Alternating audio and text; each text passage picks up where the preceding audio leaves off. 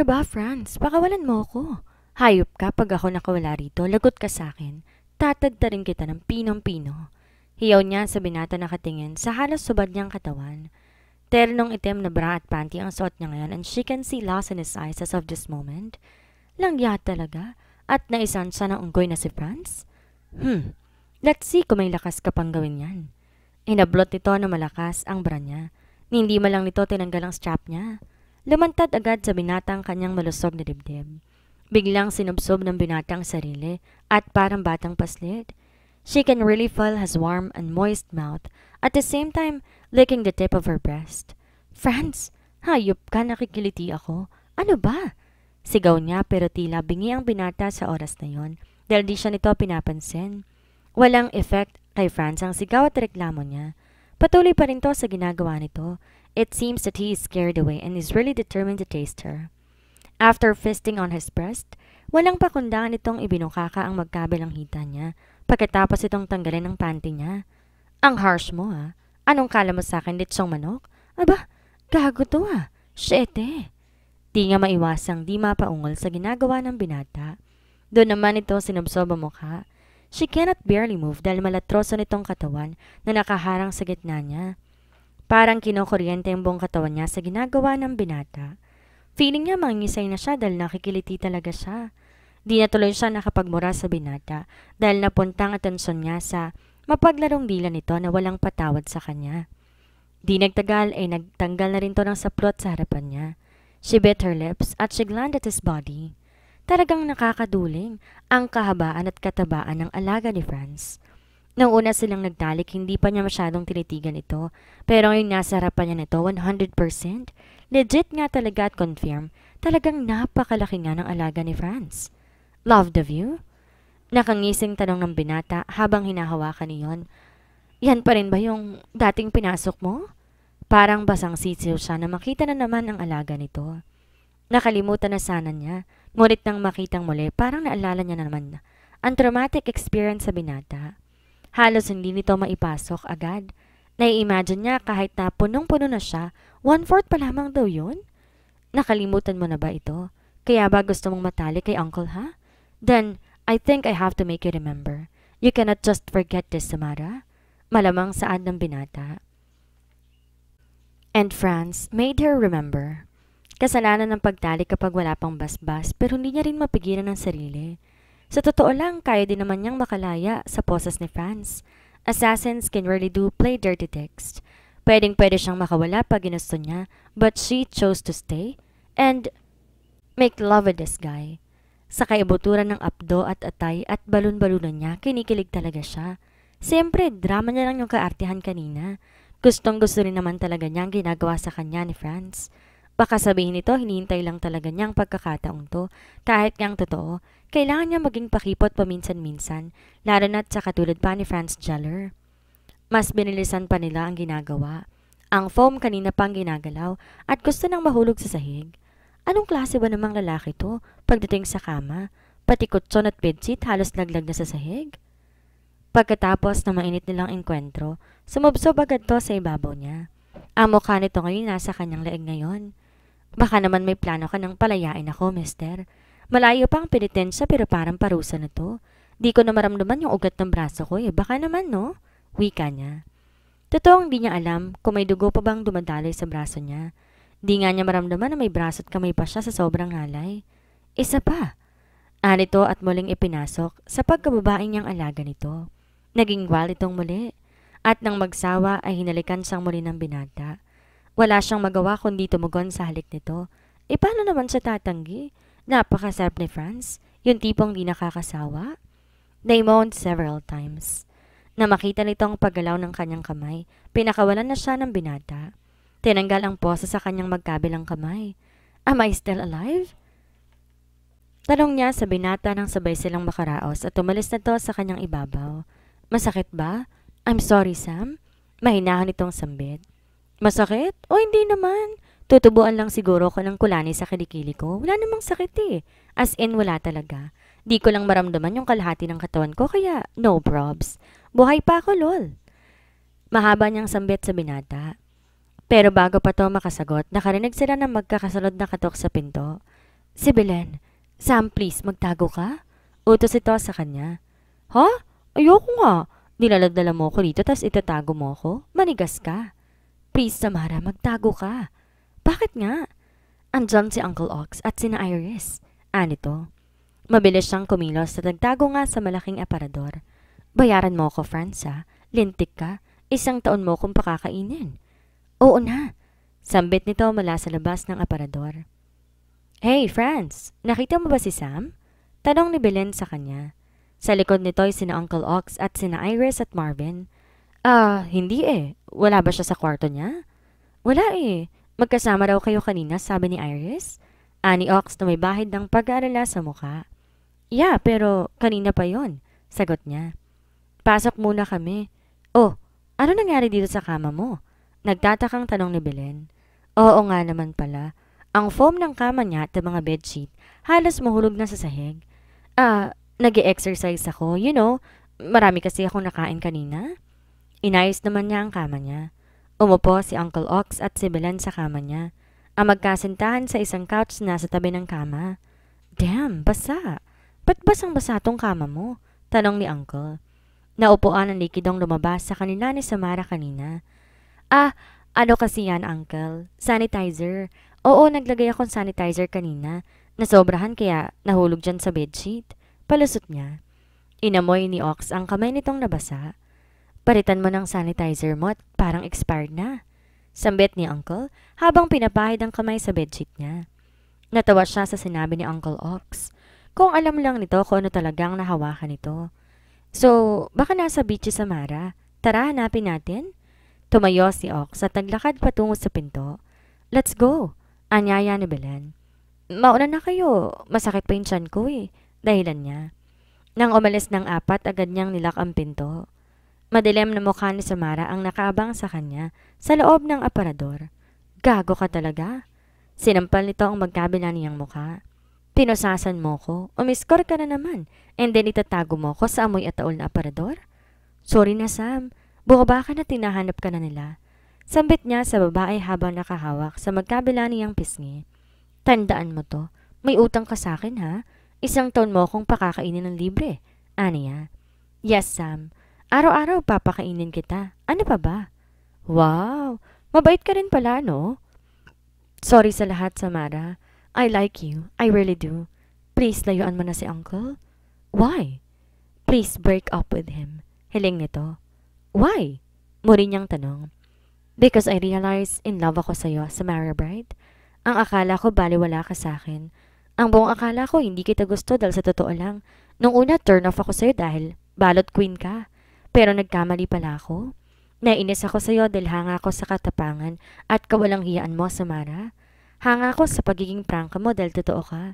Na-realize ko yun noon pa, pero napatunayan kong muli nang malaman kong kayo na ni Uncle. Mahabang salaysay ng binata sa kanya. Tila tumigil sa pag-ikot ang mundo niya sa kanyang narinig. Ang napakasuplado at demonyong jeller, in love sa kanya? Ang lalaking kulang na lang isumpa siya tapos ngayon, sasabihin nito may gusto to sa kanya? Buong lakas niyang tinuhod ang alaga nito. Napasalampak mo nito sa kama dahil sa sakit. Bakit? Ouch! Ani Franz. Naniniguro lang ako na totoong tao ka at hindi to isang panaginip. Paano ako maniniwala sa'yo ay palagi kang galit sa akin? Palagi mo ako iniinsulto ha? Sorry. I'm really sorry na nga, diba? Hindi ko rin maintindihan dati ang sarili ko. Maybe hindi ko lang talaga matanggap noon pero ngayon, binabawi ko ng lahat ng sinabi ko sa'yo. So, anong gusto mo ngayon? I want you. Be my girl. Be mine, Samara, please. Be my property cause I am all yours. Ako ang sweet corn mo? If you really want me, earn me, Mr. Jeller. Hinampas niyang muli ang balikat nito bago siya umalis sa kwarto. Gusto niyang tumili at tumalon sa tindi ng kagalakan sa puso niya, ngunit nagtitimpi siya. Salamat pala sa harsh na halik ni Uncle Oxford kanina at natauhan ang pamangkin nitong nuknukan sa pakipot at mataas pa sa ihi nito ang pride. Aray! Sambit niya. Sa sobrang saya niya natapilok siya dahil ngayon niya lang naramdaman ang hapdi at kirot ng kanyang pagkababae. Umami na rin sa wakas ang sweet corn niya. Thank you nga pala sa inyong lahat for gracing with me on my special day. Masayang sambit ni Uncle Oxford sa kanila. They are in a floating cottage right now sa gitna ng karagatan. May mahabang mesa doon na puno ng mga pagkain na kasama na sa birthday package ng hotel. Ox, for you pala. Nakangiting wika ni Samara kay Uncle habang inaabot ditong birthday gift niya para dito. Ano to? Tanong ni Uncle. Well then, maraming salamat Sam. Hinalikan pa siya ni Ox pagkatapos kunin ang regalo sa kanang kamay niya. Mamaya mo na lang buksan kapag mag-isa ka na lang. Wish ko na sana hahaba pang buhay mo kasing haba ng ng pasensya mo. Aniya rito. Salamat Sam. Tanging sambit ni Uncle sa kanya. Pagkatapos magdasal ni Belen, kumain na sila. Seafoods ang nakahanda sa mesa. Paborito niya ang prawns kaya't yon ang unang pinapak niya. Si Franz naman lobster at clam. Halos di na sila nag-uusap dahil lahat sila sarap na sarap sa kinakain nila. The hotel serves good food. Di lugi kapag sa island na to magbabakasyon o maghahanda ng special occasion. Napakasulit at satisfying rin ang mga amenities ng VIP hotel sa isla. Pero laman niyang pang VIP rin talaga ang presyo kapag ganito kaelegante ang lugar. Even the foods they served are well presented, halatang napakamahal. Matanong ko lang, Ox, magkano bang binayaran mo sa island na to para sa ating lahat, including rooms and this floating cottage? Tanong niya kay Ox. Siyempre, dapat niyang malaman para next time maayain niya mga kaibigan niya dito sa isla para makapag-relax at distress naman ng mga to. Yung hotel and this floating cottage? Siguro nasa 150,000. Sagot ni Ox sa kanya. Ay, kasali ng foods? Pang VIP nga pala talaga to, no? Tipid niyang saad. Mayaman siya. Excuse me, she is a billionaire pero hindi siya waldas. She saves a lot for her future at gustong-gusto niya ng mga investment. Kayang-kaya niyang balikan ang islang to. Pero kapag gugastos siya ng ganito kalaki, gagamitin na lang niya sa pagpapaaral ng mga anak-anakan niya. Not yet. Iba pa ang bayad sa foods. Imagine, yung isang order ng prawn dito is 10,000 pesos. Bakit? Gusto mo bang bumalik dito? May plano ka ba, Sam? Salaysay ni Ox. Wala. Nagtatanong lang naman. Okay na sa akin ang food court sa SM at saka tusok-tusok sa kanto. Masyadong mahal naman pala dito. Literal na para sa mga VIP lang talaga. So guys, dapat masiba tayo Walang pabebe ngayon, okay? Kung sino magtitira ng pagkain, siya magbabayad. Biro niyang sambit. It's okay, Sam. Ibalot mo na lang ang mga natira. Utos ni Uncle. I like your idea. Kaya nga idol talaga kita Wait, may ulam ka sa pisngi. Sambit niya kay Ox at kinuhang maliit na ulam na dumikit sa pisngi ni Oxford at nilagay iyon sa bibig niya. Taste like crabs, aniya. Wala ka talagang pinapalampas sa Mara, no? Sabad ni Franz sa usapan nila ni Oxford. Abat, paki mo. Hoy, every inch and drop of ulam counts. Sabi ko nga wag mong sayangin ang pagkain kasi ang mahal ng bayad, no? Ilang kilo ng mais at mangga ng halaga ng isang patak ng sauce dito. Pati yung tinga mo sa ngipin mo, 1,000 pa yan. Biro niya kay Franz. At talagang nag-umpisa na naman tong kalabanin siya. Akala siguro ng binata nakuha na siya nito. Akala siguro ng pulis pag-aari na siya nito dahil nakuha na nito ang lahat-lahat sa kanya. Excuse me, dahil ang virginity, katawan at puso lamang ang nakuha ni Franz at hindi ang buo niyang pagkatao. Puro ka talaga kalokohan, Samara. Ubusin mo na lang yung pagkain mo sa plato mo and just shut up. Sambit ng binata. Ikaw naman nag-umpisa, no? Tapos ako pa ngayon ang mananahimik? Sa lahat ng mga jeller, ikaw ang pinakatapakin, no? At torpe. Aniya sabay hagikig. Ang iba nilang kasamahan natatawan lamang sa bangayan nilang dalawa.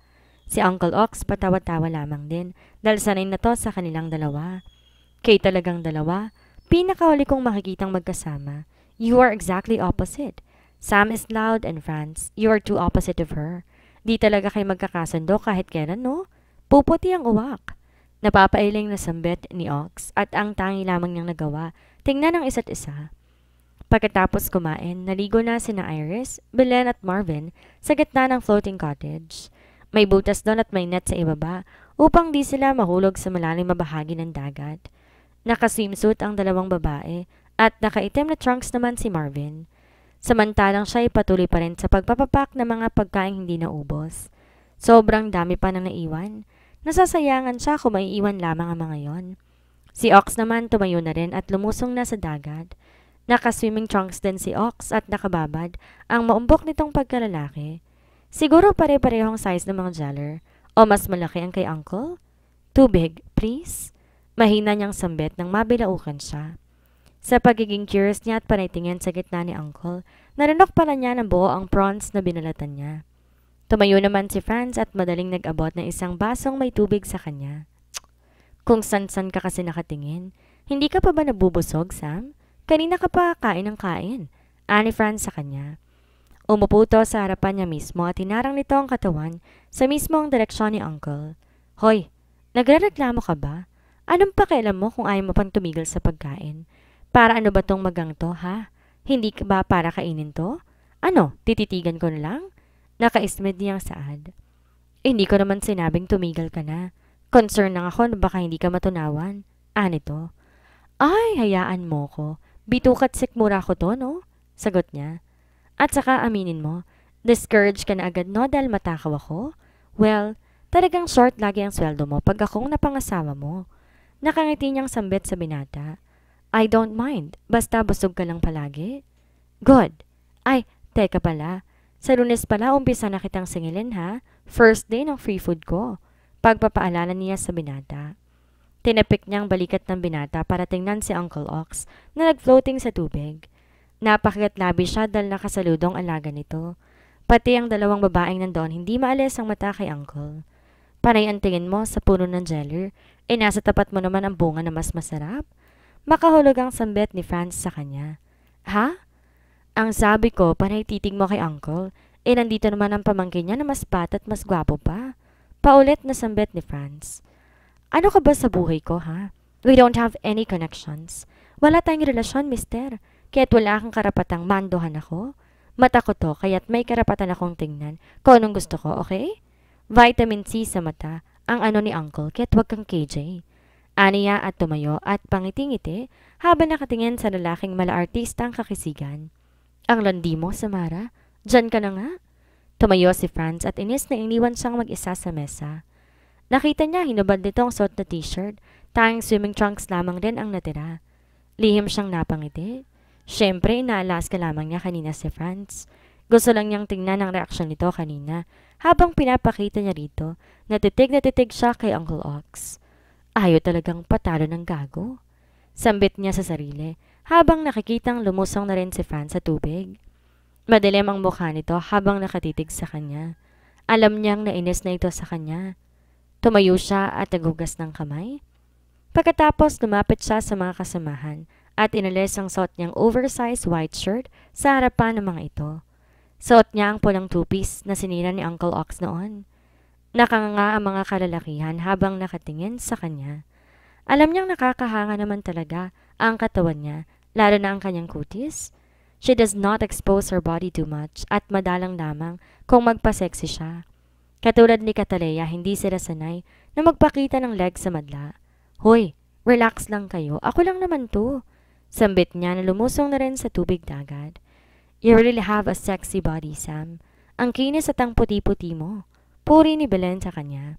Salamat, Belen. Ikaw rin naman. Wow! You look so hot in red, my girl. Lalapit sana si Uncle sa kanya, ngunit tumarang na si Franz sa gitna nilang dalawa. Uncle Ox, about your vacation in UK. Dinig niyang sambit ni Franz kay Ox. Hinila nito si Uncle patungo sa kabilang side. Possessive na siya? Umiiling niyang sambit sa sarili, pero lihim din namang kinikilig. Her greatest enemy is now building fence around her, at kahit pa sariling uncle nito hindi na makakalapit sa kanya. Ang akala niya, hate siya ng lalaki pero totoo nga pala ang narinig niya dati na tulak ng bibig, kabig ng dibdib. O kaya yung may isa pa, the more you hate, the more you love.